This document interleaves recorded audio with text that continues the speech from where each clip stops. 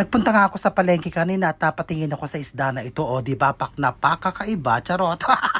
Siyempre, bago ang lahat, hello Philippines and hello world. At magandang araw po sa ating lahat. Nawa po ay lagi tayong babasbasa ng ating Panginoong Diyos. Huwag na huwag natin kakalimutan magdasal at magpasalamat sa Kanya araw-araw. Sa magandang buhay na ibinibigay niya sa atin. Minsan mahirap pero talagang gano'n. Huwag tayong bibitaw sa Kanya, gano'n. At heto nga, papasok na ako sa aking trabaho. O, di ba malamig ang panahon ngayon, hindi mainit. At ma-flex nga muna itong pagkain ko kanina sa pasyente ko. O, di ba na pagkasarap-sarap, paksiw na tilapia. So heto nga, tapos na aking maghapong pagtatrabaho at nandito na ako sa palengke. At naghahanap nga ako ng mauulam. Aba na po ko ang aking paningin dito sa isda na ito. Pula po nga daw ang tawag dyan. Ewan ko ba kung totoo. Nakakaloka, diba? Napakakulay. Itinanong ko nga sa kanila kung anong masarap na luto dito. Sabi nga nila, isigang ko nga daw. At heto nga ang aking binili ng matikman naman. Kaya lang medyo mahal, nakakaloka.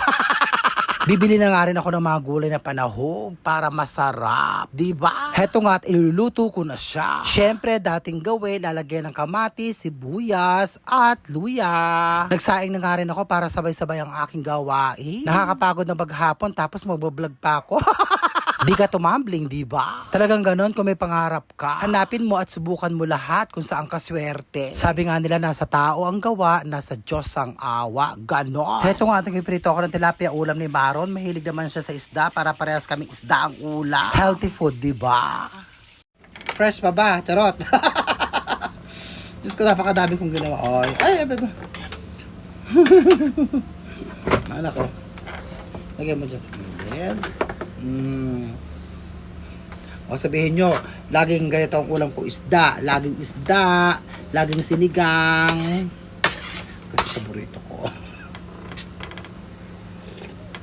Pag pagod ka, kailangan may sabaw, di ba?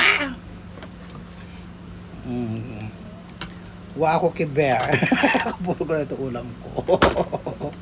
Healthy food. Ayoko talaga ng karne. Promise.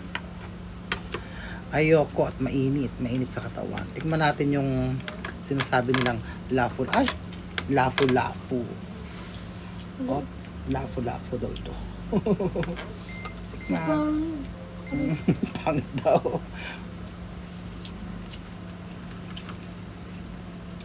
Harap.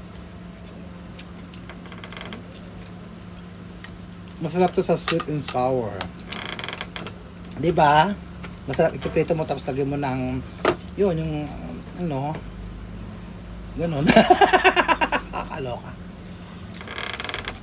Harap. Ay, may kamahalam.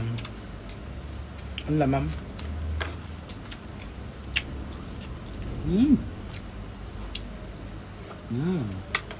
Surap. Tapos yung kangkong. Anong ulam nyo dyan? Ulam ng isda. May namin puro isda. Sabi ko nga, hindi ako magkakarni ng baboy. Mainit na katawan. Mainit pa ang panahon, di ba? Kaya mag-isda tayo, maggulay, magganon. Okay, hanggang dito na lang. I love you all and I thank you. Guys. Haba.